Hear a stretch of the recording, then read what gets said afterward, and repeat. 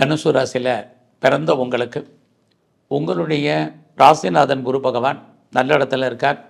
ஆனால் அவர் வாங்கின நட்சத்திர சாரம் சுமார். அதனால் நீங்கள் இந்த வாரம் ஒரு பக்கம் உங்களுக்கு வெற்றி, அந்த வெற்றிக்காக கடுமையாக போராட வேண்டிய வாரமாக இது இருக்கும். அதனால் எல்லா விஷயத்துலையுமே நீங்கள் கவனமாக இருங்க. இந்த வாரம் உங்களுடைய பொருளாதார நிலைகளை பார்க்குற போது பரவாயில்ல, கையில் பணம் தனம் இருக்கும். யாருடைய பணமாவது உங்கள் கையில் வருவதற்கான வாய்ப்புகள் நிறைய உண்டு. இந்த வாரம் உங்களுடைய முயற்சிகள் எப்படி இருக்குன்னு பார்க்குறோம். நீங்கள் பண்ணக்கூடிய முயற்சிகள் சக்ஸஸ்ஃபுல்லாகும். ஏதாவது ஒரு செய்தி எதிர்பார்த்து காத்துட்ருக்கிறீங்க, ஒரு தகவலை நீங்கள் எதிர்பார்த்துருக்கிறீங்க, ஒரு இன்டர்வியூ அட்டன் பண்ணி அதுக்கான ரிசல்ட்டை வெயிட் பண்ணிகிட்டு இருக்கிறீங்க, காத்துட்ருக்கிறவங்களுக்கெல்லாம் சாதகமான பலன்கள் அல்லது செய்திகள் வந்து சேர்வதற்கான வாய்ப்பு இந்த வாரம் நிறையா உண்டு. இந்த வாரத்தில் எதிர்பாராத பயணம், அந்த பயணத்தால் நன்மை.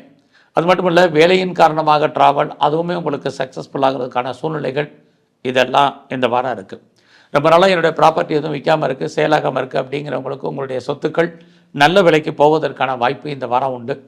அது மட்டும் இல்லை, இந்த சொத்துக்களால் நமக்கு ஏதாவது அக்ரிமெண்ட் போடுறதுக்கோ அல்லது வேறு எதுக்கான வாய்ப்புகளோ நிறைய இந்த வாரம் உங்களுக்கு இருக்குது. ஸோ இந்த வாரத்தில் நீங்கள் ஏதாவது பெர்மனெண்ட்டு ப்ராப்பர்ட்டிஸ் வாங்குவதற்கான வாய்ப்பும் இருக்குது. ஆக சொத்து விற்பதற்கும் வாங்குவதற்கும் உங்களுடைய தனிப்பட்ட ஜாதகம் நல்லா இருக்கும் பட்சத்தில் நல்லாவே இருக்குன்னு சொல்லலாம். நீங்கள் ஏதாவது மேனுஃபேக்சரிங் லைனில் இருந்தால் நல்லாயிருக்கும். விவசாயம் சார்ந்த துறைகளில் நீங்கள் இருந்தீங்கன்னா இந்த வாரம் மகசூல் நல்லா இருக்குது, லாபம் உங்களுக்கு நல்லா இருக்கும். பட் உங்களுடைய ராசிக்கு 4ஆம் இடத்துல ராகு இருக்கிறதுனால நீங்கள் எந்த வேலையில் இருந்தாலும் அந்த வேலையில் திருப்திகரமாக பாருங்கள் உங்களுடைய ப்ரொஃபஷனை பொறுத்த வரைக்கும். ஸோ எல்லாமே இருந்தால் கூட நீங்கள் ஒரு அன்சாட்டிஸ்ஃபைடாக இருப்பதற்கான வாய்ப்புகள் இந்த வாரம் இருக்குது.